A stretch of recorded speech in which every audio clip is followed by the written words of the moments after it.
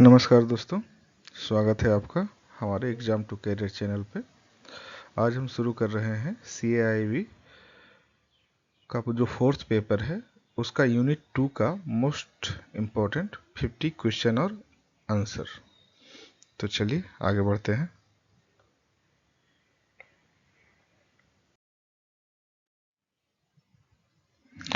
पहला question, under which section of banking regulation act 1949 is a licence from RBI mandatory to commence और carry on banking business in India. तो ये section 22 है दोस्तों। Section 22 जो है बैंकिंग रेगुलेशन एक्ट का, उसी के तहत जो है भारतीय रिजर्व बैंक जो है उसे लाइसेंस प्राप्त करना मैंडेटरी होता है। ठीक है, चलिए next question. Is it permissible to conduct banking operation in India without an RBI licence? तो जैसा कि आप हम सभी जानते हैं, बिना लाइसेंस का कोई भी कंपनी जो है भारत में बैंकिंग का रिलेटेड वर्क नहीं कर सकती है। Can courts easily reverse the RBI decision regarding grant refusal of licence? तो सही जवाब है नहीं, आसानी से नहीं कर सकते जब तक कि कोर्ट को ये ना लगे कि एकदम पूर्णतः अनरीजनेबल ग्राउंड पे इसको जो है लाइसेंस नहीं दिया गया है, या फिर कुछ ऐसा अनरियलिस्टिक ग्राउंड पे मतलब रिफ्यूज किया गया है। Can RBI stipulate higher capital requirements than those prescribed in section 11 before granting a license? वो कर सकती है अंडर सेक्शन 22 के तहत, वैसा जब उसको महसूस होगा तो। What condition must foreign banks satisfy regarding prudential supervision in their home country? तो इसका सही जवाब है they must be subject to adequate prudential supervision in their home country। इसका मतलब है कि कोई भी जो फॉरेन बैंक है अगर भारत में वो लाइसेंस लेना चाहती है तो भारतीय रिजर्व बैंक यह भी चेक करती है कि उसका उस देश में उसका सुपरविजन ऑथोरिटी है या नहीं है तो कैसा है और क्या ट्रैक रिकॉर्ड है।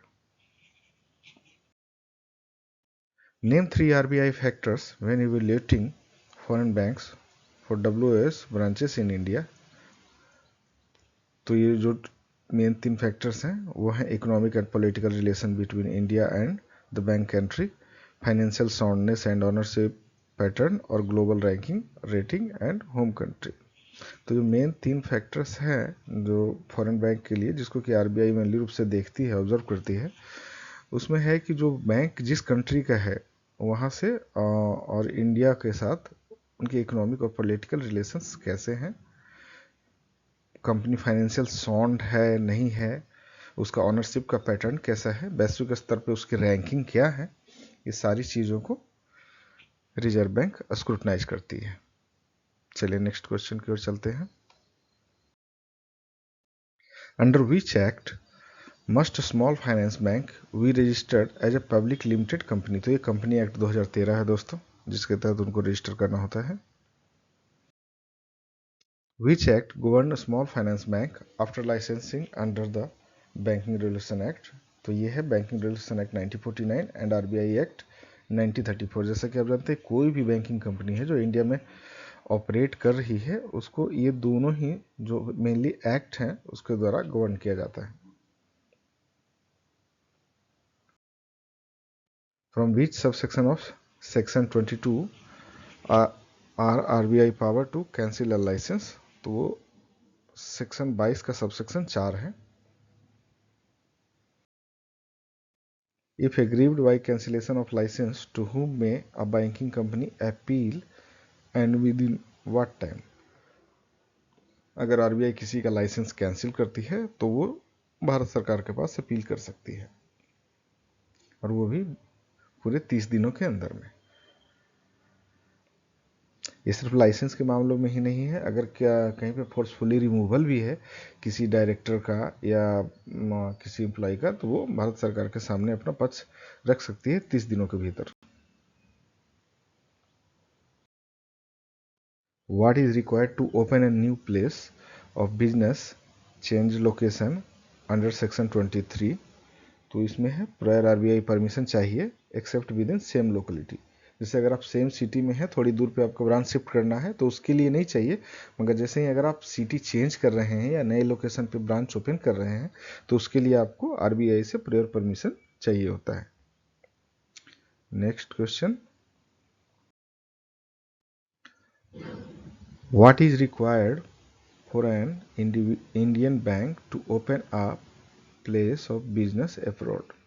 तो कोई भी जो इंडियन बैंक है, भारतीय बैंक है, उसको बिजनेस में भी अगर अपना बिजनेस ऑपरेट करना है या कोई ब्रांच ओपन करना है तो उसके लिए उसको आरबीआई से प्रायर परमिशन रिक्वायर्ड होता है। सीधे सीधे समझे तो कोई भी विदेशी जो बैंक है वो अगर भारत में शाखा खोलना चाहती है तो भी उसको आरबीआई से परमिशन लेना होगा। कोई इंडियन बैंक है वो भी अगर फॉरेन में अपना कोई ब्रांच ओपन करना चाहता है तो भी उसको आरबीआई से परमिशन लेना होगा। Which section specifies minimum paid up capital and reserve for banks? तो ये सेक्शन 11 है। मेनली सेक्शन 11, 12 जो है ये आपको पेड अप कैपिटल से रिलेटेड ये सेक्शन है। What is the deposit requirement for foreign banks with branches in Mumbai and Kolkata? तो वो है 20 लाख, और जो 15 लाख है वो अदर सेंटर के लिए है, जबकि वही इंडियन बैंक के लिए अदर सेंटर के लिए 5 लाख है। In what form must foreign bank deposit the amount with RBI? तो कैश में भी रख सकते हैं और अनइनकम्बर्ड अप्रूवल सिक्योरिटी के रूप में भी रख सकते हैं या दोनों के रूप में ही रख सकते हैं। What percentage of annual profit must foreign bank deposit with RBI? तो वो है 20%, यानी जितना भी उनका जो एनुअल प्रॉफिट होता है उसका 20% जो है वो उनको रिजर्व बैंक के पास जमा कराना होता है। मगर वो कौन सा प्रॉफिट? तो जो भी फॉरेन बैंक है उसकी जो भारत में ब्रांचेस है उससे अर्न किया हुआ प्रॉफिट का ही 20% रखना है, ना कि उनका जो पूरा ग्लोबल प्रेजेंस है उसका। Next question, what is the paid up capital reserve requirement for Indian bank in multiple state but not in Mumbai और कोलकाता? तो वो 5 लाख है। According to section 12(1), what are the minimum subscribe and paid up capital proportion? तो जो minimum subscribe है वो 50% से कम नहीं होना चाहिए ऑफ ऑथराइज का, और जो पेड अप भी है वो भी 50% से कम नहीं होना चाहिए सब्सक्राइब का। तो इसको आप 50% एंड एबव मान सकते हैं दोनों ही केसेस में। What is the maximum voting right में a share holder exercise under section 12(2)? तो वो 10% है, 10% से ज़्यादा का राइट एक्सरसाइज नहीं कर सकता है।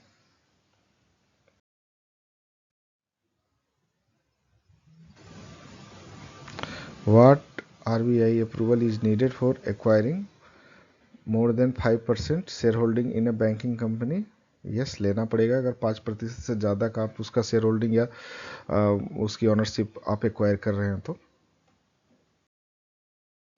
What is the maximum commission brokerage discount permitted on share sales under section 13? तो वो 2.5% ऑफ इशू प्राइस होगा। From which source sale dividends be declare? तो करंट ईयर्स का जो नेट प्रॉफिट है उस पर जो है डिविडेंड डिक्लेयर होता है। What CRAR and net NPA criteria must be met to declare dividend? Dividend को जो है डिक्लेयर करने के लिए ये जो दोनों क्रार है और नेट एनपीए है उसका क्या क्राइटेरिया है? तो क्रार आपको 9% एंड एबव होना चाहिए वो पिछले 2 साल में, और करेंट जो नेट एनपीए है वो बिलो 7% होना चाहिए। इसी से संबंधित दूसरा क्वेश्चन है कि अगर किसी भी बैंक या फाइनेंशियल का जो है लगातार पिछले 2 साल में क्रार जो है वो 9% नहीं है तो क्या वो मतलब डिविडेंड डिक्लेयर कर सकती है? हाँ, कर सकती है, मगर वहाँ पे कंडीशन जो नेट एनपीए का है वो आपको बिलो 5% हो जाएगा 7% से। यानी अगर किसी एक साल में भी है क्रार 9% एट एबव CRAR तो फिर वो कर सकती है, subject to net NPA should be below 5% instead of 7% as mentioned in previous questions. Next question, what is the normal maximum dividend pay out ratio? तो ये अपना 40% होगा। जो मैक्सिमम जो डिविडेंड पे आउट रेशियो है वो 40% होगा। ठीक है। What percentage of directors must have special knowledge और एक्सपीरियंस अंडर सेक्शन 10A? तो 51% है। 50% से ज़्यादा यानी 51% या उससे ज़्यादा जो है डायरेक्टर को स्पेशल नॉलेज या एक्सपीरियंस होना ही चाहिए, और वो कौन कहता है? Section 10A।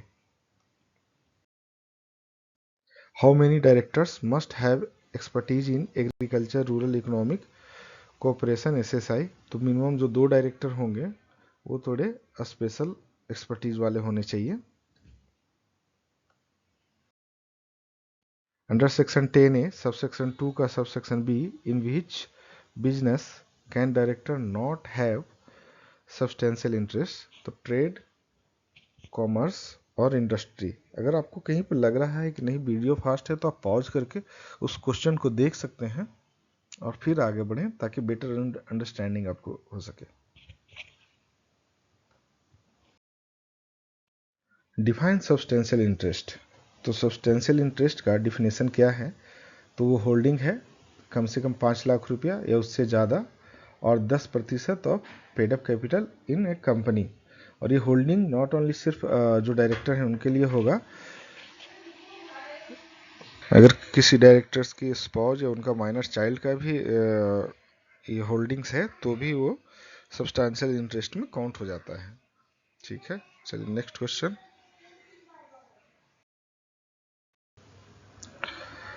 What is the maximum continuous tenure of directors excluding chairman और होल टाइम?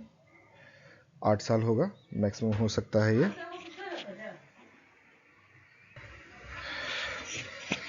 चलिए नेक्स्ट क्वेश्चन की ओर चलते हैं। Does this restriction apply to chairman और होल टाइम डायरेक्टर? नहीं। What type of chairman must every bank have under section 10B? तो whole time और part time appointed from directors. What is the tenure of whole time chairman और managing director? तो वो up to 5 year तक हो सकता है और reappointment भी allowed है इसमें। Name two required knowledge experience areas for chairman MD as per section 10B का subsection 4। तो उसमें banking, SBI, फाइनेंशियल इंस्टीट्यूशन और इकोनॉमिक फाइनेंस, बिजनेस या एडमिनिस्ट्रेशन इनमें से होना चाहिए नॉलेज। ठीक है। What powers does RBI have if it deem the chairman is unfit? तो वो उसको रिमूव करने का भी उनको पास पावर है और एक सुटेबल व्यक्ति को फिर अपॉइंट करने का भी पावर है। Under which provision can RBI fill a vacant chairman और MD पोस्ट? तो वो 10BB है। ये इंपॉर्टेंट क्वेश्चन है, आप इसको याद रखिएगा कि जो है किसी भी बैंक का जो है उसका खाली पद जो है चेयरमैन और MD का, तो 10BB के तहत ही RBI अपॉइंट करती है या भरती है उसे। ठीक है। Who are prohibited from being employed in banks as per section 10? तो कोई भी इंसॉल्वेंट जो है वो भी प्रोहिबिटेड है। Person convicted of moral turpitude वो भी प्रोहिबिटेड है। कमीशन प्रॉफिट बेस्ड एम्प्लॉय भी प्रोहिबिटेड है और एक्सेसिव पे रिसिपेंट्स भी प्रोहिबिटेड है। ठीक है। Can person with profit sharing commission be employed? नहीं, नहीं किया जा सकता है। ठीक है। नेक्स्ट क्वेश्चन है, directors of which company can not manage bank any other company except a banking subsidiary और section 25 company? Under which section can RBI remove chairman, director, CEO और एम्प्लॉय ऑफ ए बैंक और financial institution? Section 36A। इसके तहत जो है RBI जो है वो रिमूव कर सकती है किसी भी चेयरमैन को, डायरेक्टर को, CEO को और एम्प्लॉय को जो कि उसके जुरिसडिक्शन में आता हो।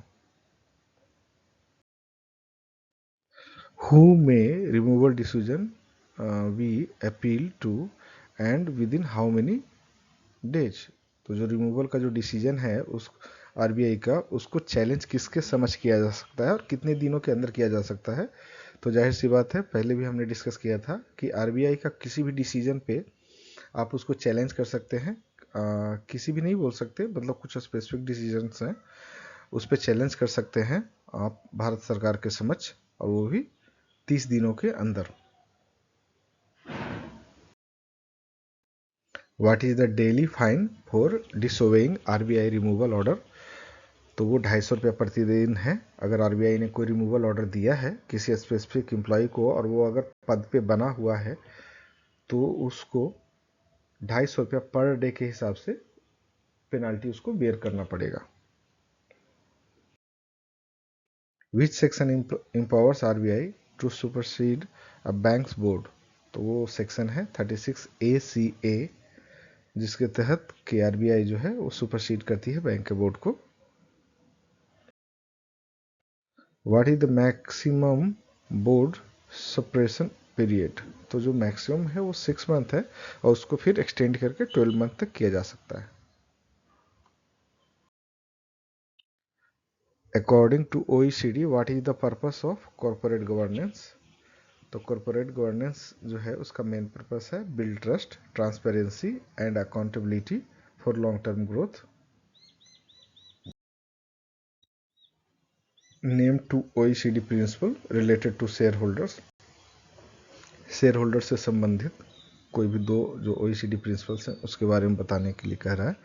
तो वो हो गया प्रोटेक्ट शेयर होल्डर्स राइट्स और equitable treatment of share holders. ठीक है। What does disclosure and transparency required. तो इसका सही जवाब है timely accurate disclosure of financials, ownership और governance. What 3 aspects are highlighted under responsibility of the board. तो वो है स्ट्रेटेजिक गाइडेंस, मैनेजमेंट मॉनिटरिंग और अकाउंटेबिलिटी। ठीक है। Which body issued guidance on corporate governance for banks। तो ये है आपको Basel committee on banking supervision. When was Basel guidance on corporate governance issued. तो ये हुआ था इशूड फरवरी 2006 में।